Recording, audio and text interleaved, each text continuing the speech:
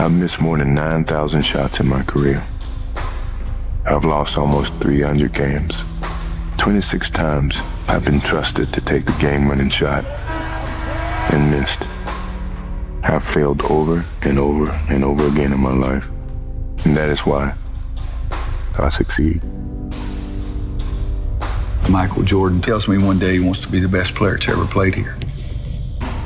And I said, well, you got to work harder than you did in high school. He said, I worked as hard as everybody else. I said, oh, excuse me. I thought you just told me you want to be the best player to ever play here. He said, I'm going to show you. Nobody will ever work as hard as I work. Winning has a price. I don't have to do this. I'm only doing it because it is who I am. That's how I played the game. That was my mentality. To win, you got to lose. To be successful, you got to have something that's not successful. To be happy, you got to have disappointment. So I think all of those things have evolved and happened to make me who I am and understand the benefits and the privileges I have for being who I am, and not to wear it on my sleeve, be very humble about it. That's one thing my parents taught me very well is, don't wear your reputation, don't wear your accolades, don't wear your personality on your sleeve. Let it happen, let it be you. It is who you are. Don't hide from it, but don't wear it, rub it in people's faces. If you ask 20 years from now, I'm pretty sure LeBron may beat me, based on who's going to be making the voting. So I say that to understand that, it is what it is. If you ask me, I can never give you an opinion about things like that because as an athlete, all you want to do is be the best athlete. So quite naturally, you're going to make mistakes. You're going to understand you're going to make mistakes.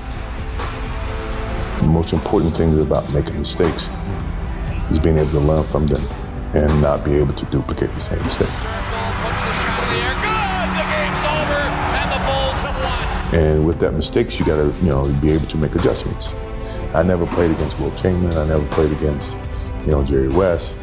To now say that, one's greater than the other is being a little bit, unfair. How much impact did each change or evolve the game? The thing that I remember the most about my father, and I had him for 32 years. The thing that I do remember all the time, I think about him practically every day.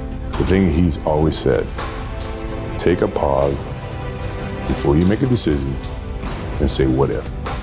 And the purpose for saying what if is that whatever decision you make, always either going to have consequences, either pro or con.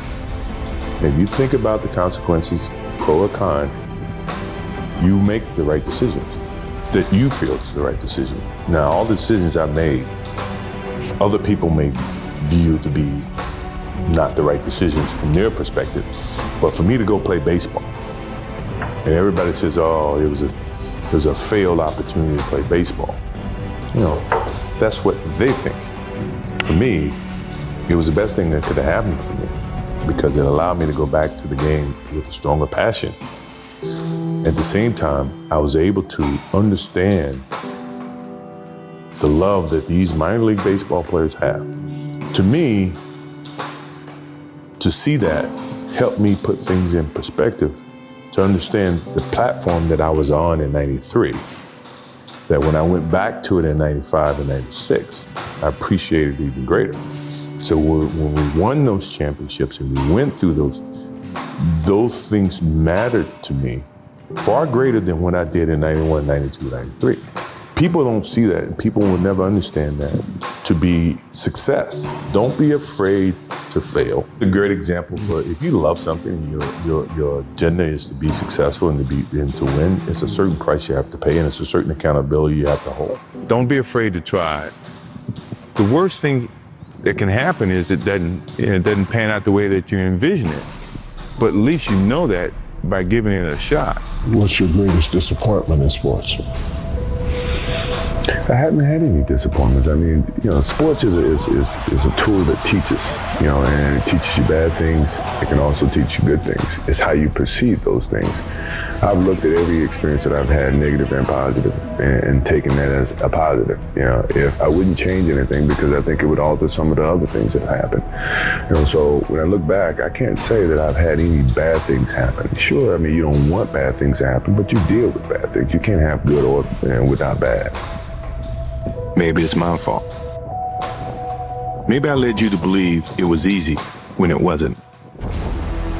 Maybe I made you think my highlights started at the free throw line and not in the gym. Maybe I made you think that every shot I took was a game winner, that my game was built on flash and not fire. Maybe it's my fault that you didn't see that failure gave me strength, that my pain was my motivation. Maybe I led you to believe that basketball was a God-given gift and not something I worked for. Every single day of my life. Maybe I destroyed the game. Or maybe you're just making excuses. Have you ever been afraid on the court ever against anybody? Never. Have you ever been intimidated by anybody? Never. I mean, these guys put on their shorts just like me. I don't fear anyone on the basketball court. My competitive drive is far greater than anyone else that I've met. I think that I thrive on that. I think that's my biggest motivation in life, is to compete, find different competitions in certain things in life and try to overcome that, be it positive or negative. But I have yet to meet someone who is as competitive as me, and I just feel that much confident about my competitive drive.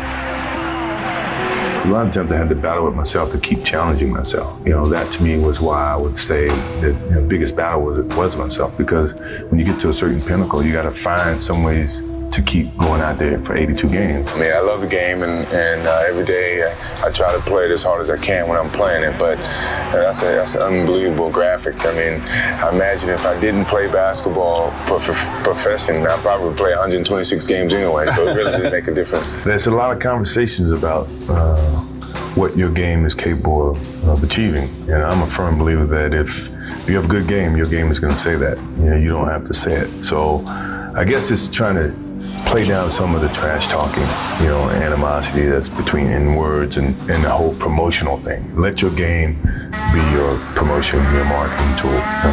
And that was our whole era. Our game gave the labels of what our basketball skills were. And then the marketing came around it, and now it's changed. So I'm trying to revert back to where your game do all your talking instead of what we may say about your game. I can remember a game coming off the basketball court and we were down, 5 to 10 points, and I go off about 25 points and we come back.